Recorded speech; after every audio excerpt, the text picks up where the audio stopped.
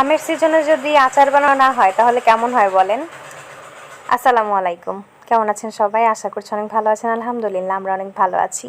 তো আম্মুকে বললাম যেহেতু আমের সিজন চলেই এসেছে তাহলে একটা আমের আচার বানিয়ে ফেলো, যেটা সারা বছর সংরক্ষণ করে আমরা খেতে পারবো।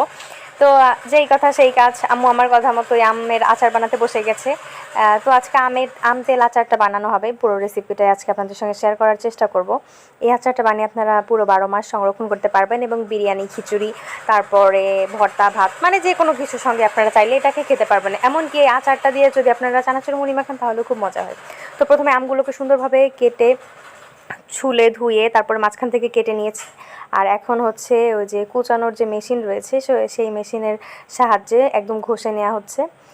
তো একদম চিকন চিকন হয়ে একদম কুচি কুচি করা হয়েছে, ঘষে নেওয়া হয়েছে একদম মেশিনটা দিয়ে।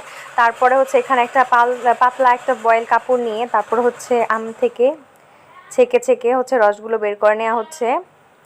তো এখানে কাঁচা আমের যে রসটা ছিল সেটাকে এখন চেপে চেপে বের করে নেওয়া হচ্ছে। রসটা বেরিয়ে যাবে এবং শুধু উপর থেকে আমগুলো উঠে আসবে। তো এই যে আমি খুলে দেখিয়ে দিচ্ছি আপনাদেরকে, এই যে দেখেন কতটা স্মুথ, কতটা সফট হয়েছে।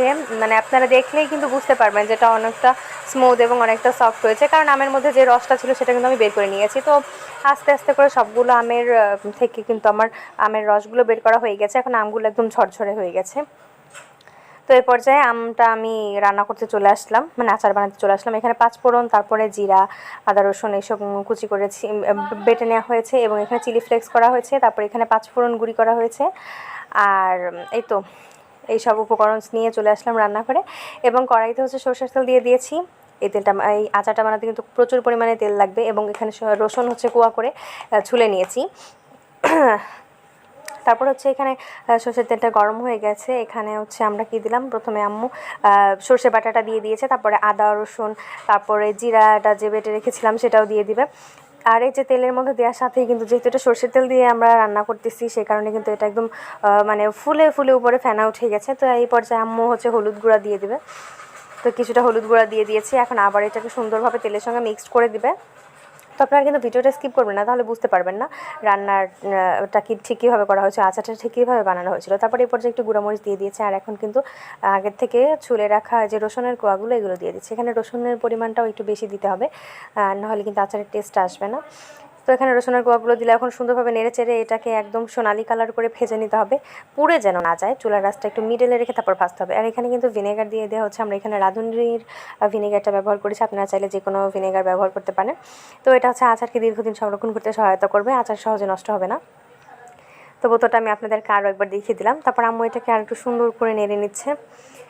তো দেখতে দেখতে কিন্তু রসুনগুলো প্রায় ভাজা হয়ে আসছে। এই পর্যায়ে কিন্তু চিলি ফ্লেক্সটা দিয়ে দেবে। অবশ্যই চিলি ফ্লেক্সটা দেওয়ার ট্রাই করবেন, তাহলে আচারটা একটু ঝাল ঝাল হবে এবং খেতেও খুব ভালো লাগবে। আর এখানে পাঁচফোড়নের গুঁড়োটাও দিয়ে দেওয়া হচ্ছে। এখন এটাকে খুব সুন্দরভাবে আবার মিক্সড করে নেওয়া হবে।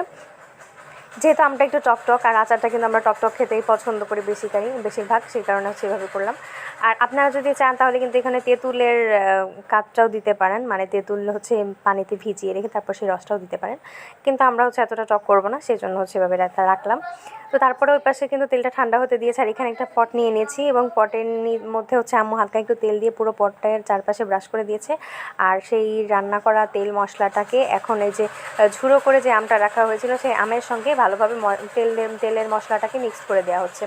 তো এখানে আস্তে আস্তে করে কিন্তু এটাকে সুন্দরভাবে খুব ভালোভাবে মিশিয়ে নিচ্ছিল আম্মু চামচ দিয়ে, প্রত্যেকটা কোনায় কোনায় যেন খুব সুন্দরভাবে তেলটা মিক্সড হয়ে যায়। তো এটাকে আলতো হাতে আস্তে আস্তে আস্তে আস্তে করে মিক্সড করতে হবে।